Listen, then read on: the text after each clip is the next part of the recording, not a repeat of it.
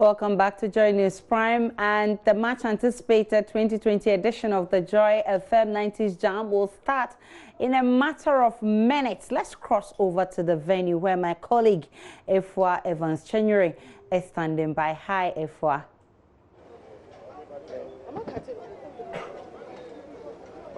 Okay, we lost Efua there. We'll try and get her back to gauge the mood at the venue, Silver Star Towers.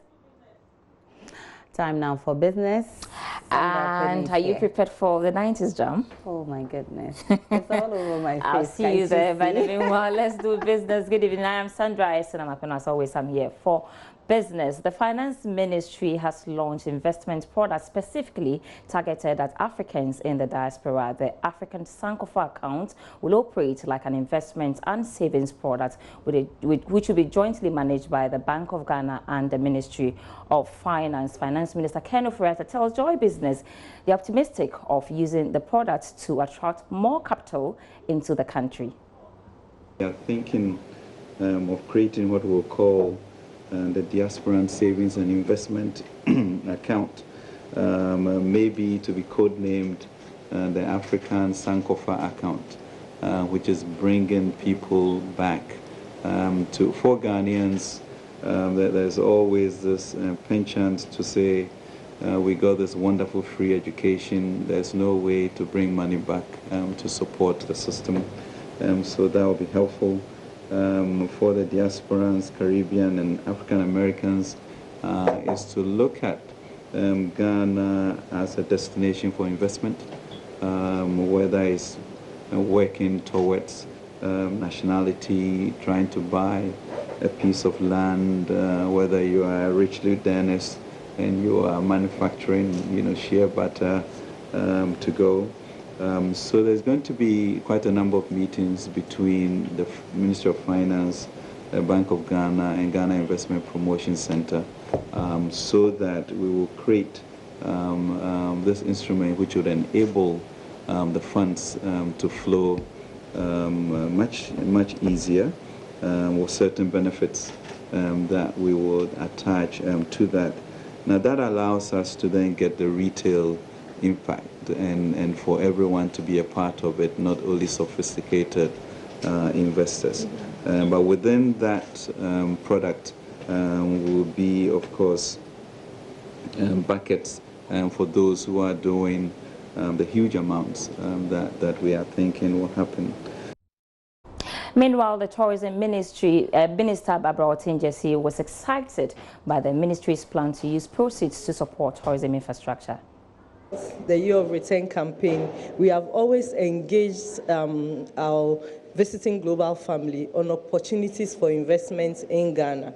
And I think this account being initiated by the Ministry of Finance is going to give them the opportunity to do that, because we realize that it's not every person who comes to Ghana who has the resources, the entire resources to invest in a major project. But each person has a little disposable income that they are willing to make available into the large frame of what we seek to do. So through this savings account, I think is going to give opportunity for all the members of the Global African family to invest in Ghana. Definitely, we are excited about it. It's going to make additional resources available for investment into the tourism sector, because the tourism sector has immense potential for contribution to the economy.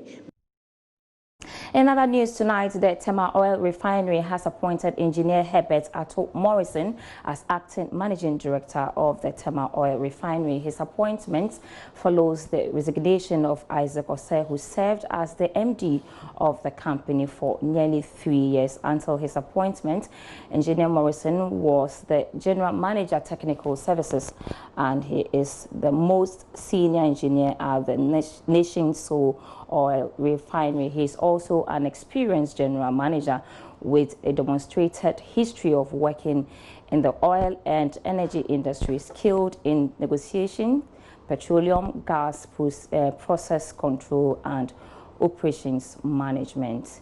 He also has strong operations professionals with an MBA focused in finance from the Ghana Institute of Management and Public Administration, which is GAMPA.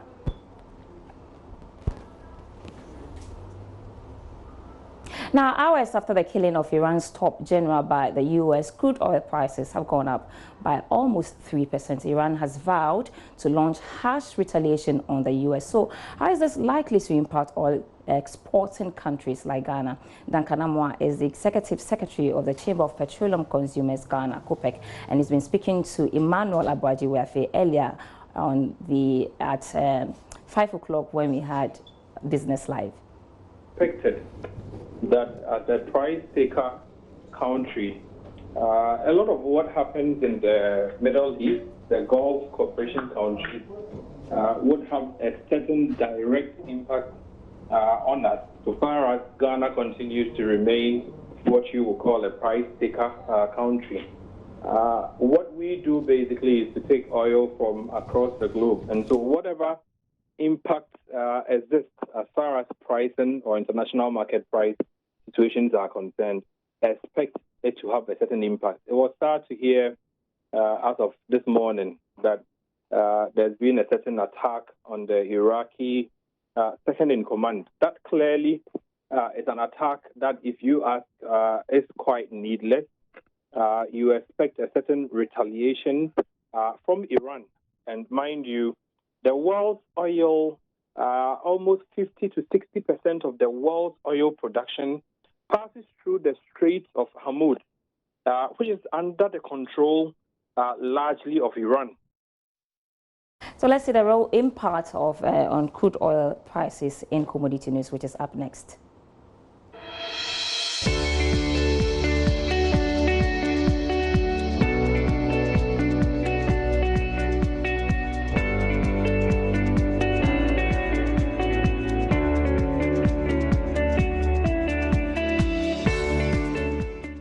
That's all for business. There's more business news on our website, myjoyonline.com/business.